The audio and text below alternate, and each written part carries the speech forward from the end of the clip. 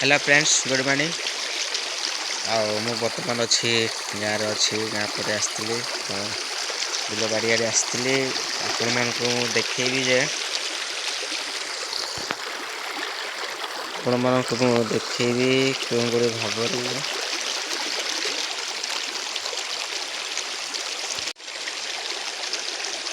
ये देखु पूरा नई बड़ी चली ब्यूटीफुल नेचुरल पानी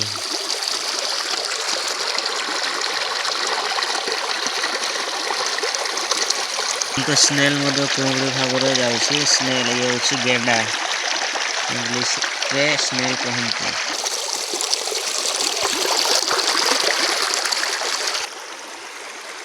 देखो तो बहुत खूब सुंदर लगुच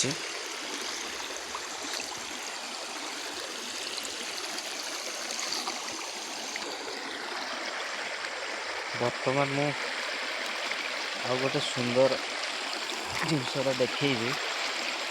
ओके तो देखिए मुझे नई को पार तो पानी रास्ता ना तो ये पत्थर उपर डेई डेई की जीवाई पड़ू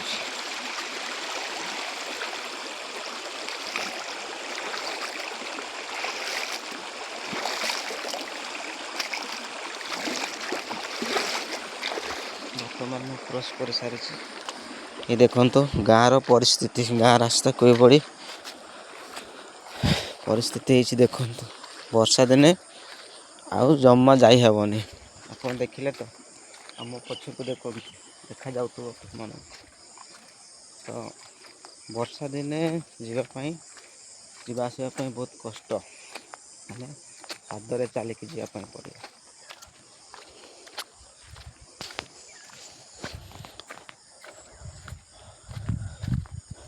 देखु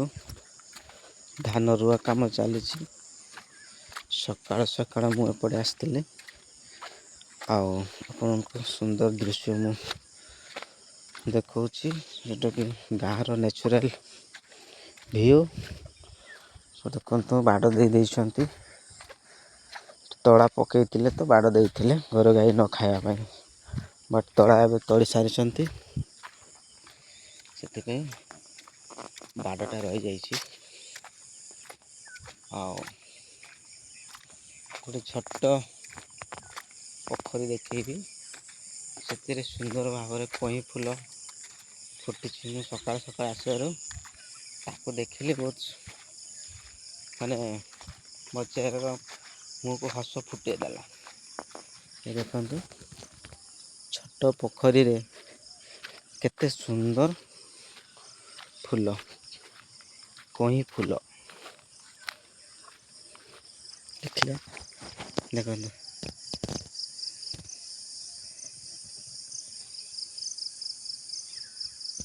सुंदर लगुच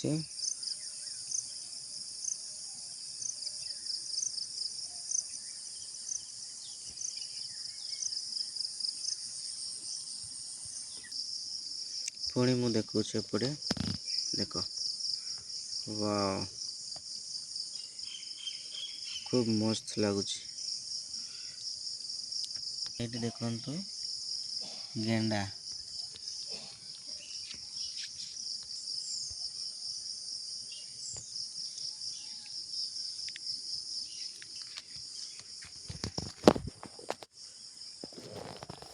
लाइट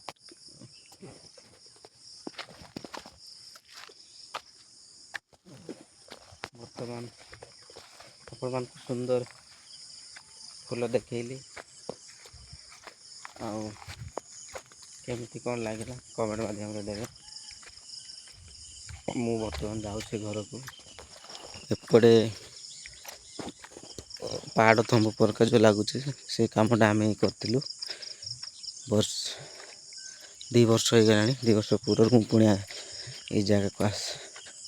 आसती से समय इटा मटाटा कराई 2 वर्ष पर मुझा आसती बोली मुझे देखे पारे यहाँ न्यू रोड तैयारी होले केबे रेडी हे से तो कही हेनी ये तो वर्षा दिन एवं हेबनी ଆର ବର୍ଷ ଯାଏଁ ବୋଧେ କମ୍ପ୍ଲିଟ୍ କରିବେ।